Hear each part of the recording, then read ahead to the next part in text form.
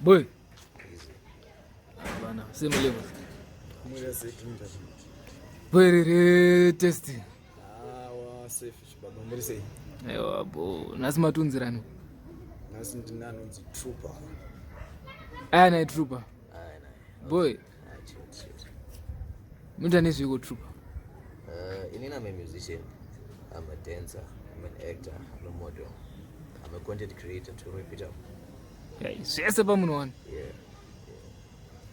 Alright. Saka makazvitanga rini zvearts izvo because haticha kuti kana kuti singa kana kuti chi kana kuti chi muri kwese kai tongoti arts handiti. Yeah. Makazvitanga rini? I would say I started dancing before I started venturing into music. But then it was early back then, I'll say 2005. I was living younger than 4 years, I think. I was 4 years back then. All right. But writing music, about I would say 2013, 2014. All right. 2014 definitely. That's when I started writing music. But I wasn't yet singing them. You know, when you're hello, hello, and all that. I think I see that much of meaning. They're just boom, babe, and all that. But then as time went on, more of into social commentary, telling a story that I've seen, telling a story that I lived, making the worst out of me with beautiful. All right. Yeah. Up to now, Up to now. Saka, alright, as an artist, trigo music, makambo record my songs in studio.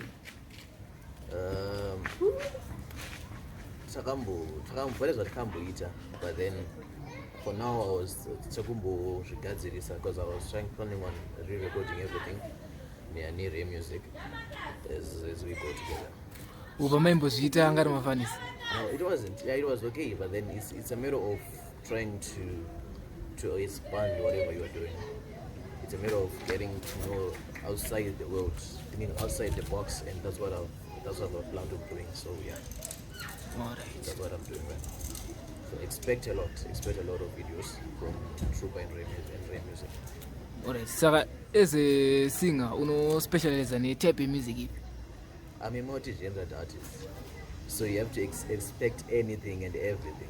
I won't say guys expect hip-hop, expect Zimdancehall. I'm not going to say that. You're just going to vibe to whatever you guys see, and that's what's going to happen. And expect a lot of content, dancing videos, music videos, everything. Alright. Yeah. Saka, alright, at the moment I'm not going to pay you kind of freestyle. Okay, anything jamunajo. Timbonzo. Ayabo. Alright, so this song is for most basically telling a story about COVID. Okay. Because I'm sure that will have my grandchildren who would have to have something or some sort of content to look at. Okay, back then Chihota. All right. And we've witnessed the worst when it comes to situation like 2019 until now. Because of the last year of it. So I had to put it down into lyrics and tell a story on what happened and what was taking place by then. So yeah. Yeah, I'm going. Yeah.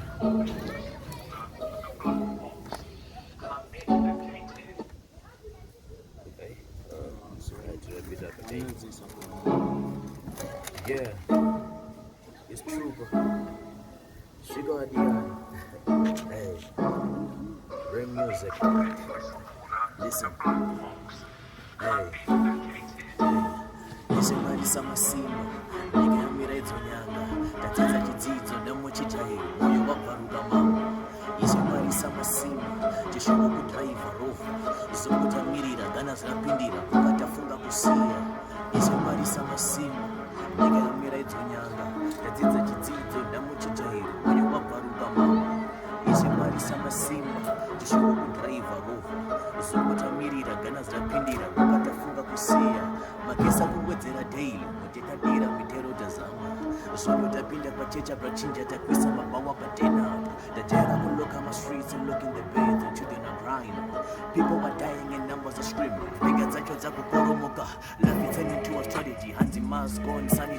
vaccine. I want you to chivera. I'm praying to God for your raise. I'm taking COVID as a I got him bomira my base. Can risking in life it's a curse. Even my giant can take. Even mitsa inotora chokona waviga mabegi ndiri chamudzika. Ungwaru atina zvikoro zvavarwa. Maria atina mabasa avarwa. Mama yakapenda dad is a vendor. Namo yapinda padeni. Sadza nevegitaro wa maxen. Maski ripo tambo kufisa vapiwa ye drink. Dying is more like a mass now. Baba tafushira gugo ta armita imba ta varira mengo ta sanitizer. They're getting money for the cure. Yeah. Oyo, mawana. Ichakarerekera ku hip hop guys. This is the hip hop. Alright. Saka ndiana kakuinspire kuti uzosvika pakuti asizvo vari kuita. To be honest, I grew up without a Japanese. Oh, As weird as it sounds, but ndakatanga kutomunza ndichitori ku SA pasungano. alright. And ndochinja sungano yakandiita like this, a bit of a cringy. And I had to realize that okay, so actually there's other music besides Sungura and Zim. Okay. And then I became the biggest fan of him from Tyre. So back then they don't Sungano Sungano and I cheer you.